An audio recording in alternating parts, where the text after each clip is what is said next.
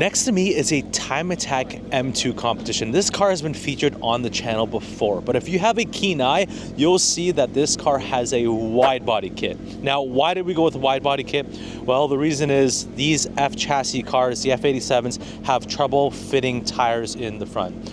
You know, with a mostly track setup, you can kind of get 275 square quite easily, but when you move up to a 295 square setup, you either need to do adjustable suspension arms or an over fender such as this one. If you know your BMWs, this fender is actually off the M235i Racing factory BMW M race car, and I think it looks absolutely amazing on this M2 competition. It looks super mean, and it actually looks very, very OEM plus. So without further ado, let's take a closer look at this car before we take it out on track at Shenandoah Motorsports Park, and let's see if we can go faster in this car than in my personal car. My fastest time is a 152. Let's go.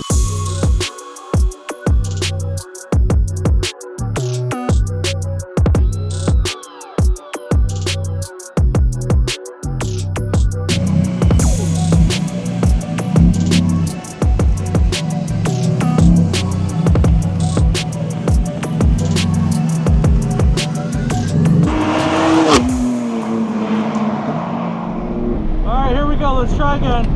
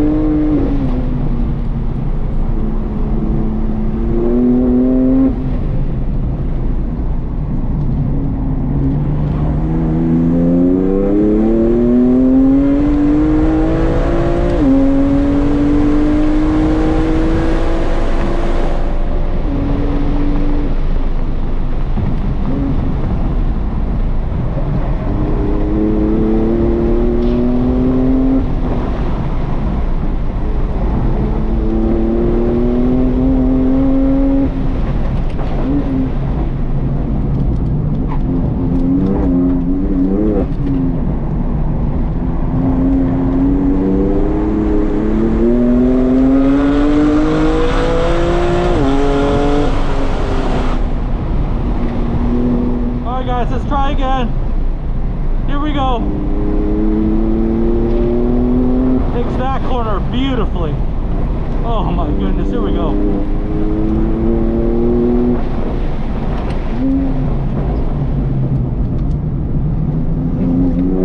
All right guys, here we go, full attack.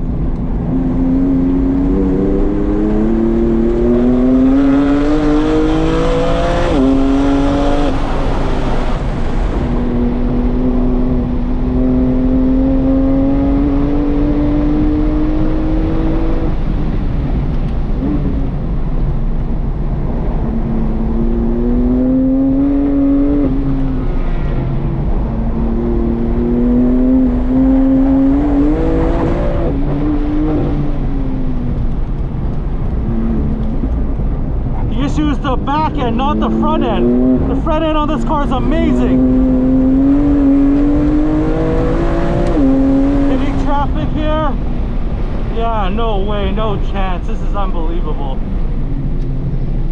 Yeah, this is just absolutely so unfortunate. This car is so fast. So everyone, just look at this thing. I think it looks super cool, super mean, and I think it captures the heart and soul of what Time Attack is all about. Building something super cool, super unique for the sole purpose of going as fast as possible. And I do have a soft spot for BMW M2 competitions. If you've been following along on the channel, you'll know that I have a Time Attack build as well. More on that later. But let me tell you more about this one first. This one has AST 5100 coilovers, two-way adjustable with custom MTech spring rates to be able to handle some of the aero. And the owner's preference is the car, rotates really well on the slower corners, but in the higher speed corners, as the aero starts to kick in, for it to be really glued to the tarmac. And so it does have quite a lot of rake to get the car to rotate in the slower stuff. But like I said, once that rear wing starts to push the rear into the ground, it's super stable, super confidence inspiring. It also has the BBT full kinematics package. We run the same package on our G82 M4, and they've been absolutely great. They don't loosen up or anything like that. Super strong arms. We're really, really happy. Has a half cage, seat, harness, some weight reduction. The rear seats are out. Has AP brakes. It has a downpipe and a tune. Also has the rear KMP differential mount and bushings, which I would highly recommend. It's just feel more connected. There's no slop. As soon as you get to power, there's none of that clunking.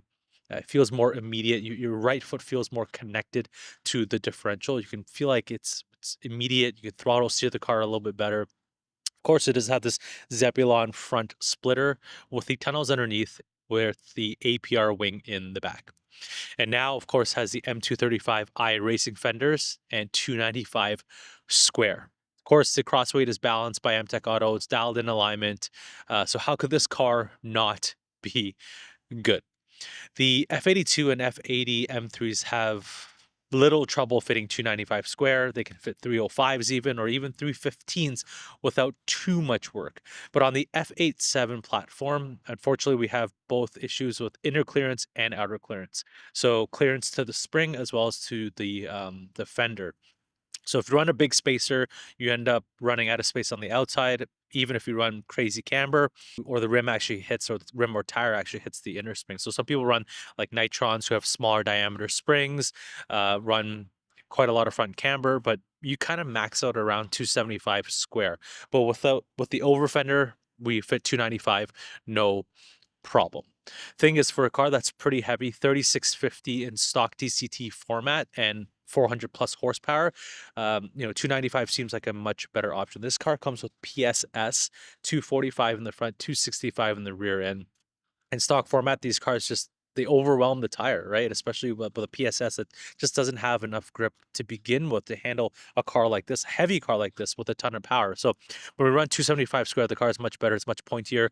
But now with 295 square, the front end is just even more darty, and it puts down power a little bit better as well. Of course, you got to take into account if you run like a 275 and you stretch the tire on the rim slightly, versus like running a pinch 295, probably the 275 is going to be better in that case.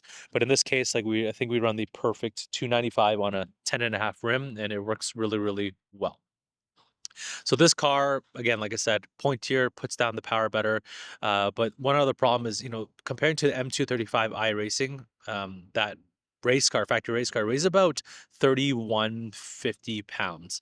This car weighs around 3,450 with the weight reduction. I mean, that's significant weight reduction, but still, it needs to be lighter. Immediately, if the car is lighter, if the weight reduction is done fairly balanced, it accelerates better, it brakes better, it manages heat better, it can go longer, consumables are better, and it's faster. And so we really need to lighten this car up just a little bit more. If the owner did a lightweight battery, carbon doors, some Lexan, a carbon hood, you can easily shave another 200 pounds. This car would be an absolute rocket ship. Honestly, this car feels more like a factory-built race car than a modified street car. The grip level, the stability, the aero, the spherical bushings makes it really direct and gives it really good driver feedback. The car is responsive. It rotates really well in the slow stuff. Super, super stable in the high-speed stuff. And very, very confidence-inspiring to drive. The thing is, it's still like an M2. That's the beautiful thing, right? You can drive it really, really neat and tidy and go fast, or it could be an absolute maniac, an absolute hoonigan, and just slide this car around everywhere. And so driving this car has honestly really got me thinking about my own car, because over the winter, my own M2 Competition is getting some more serious upgrades.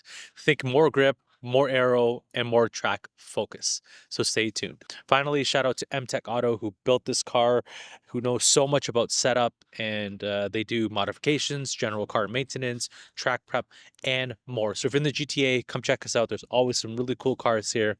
Thanks for watching, guys. Stay tuned for my personal M2 Competition build and where we'll take it. I'm super excited. Catch you on the next one.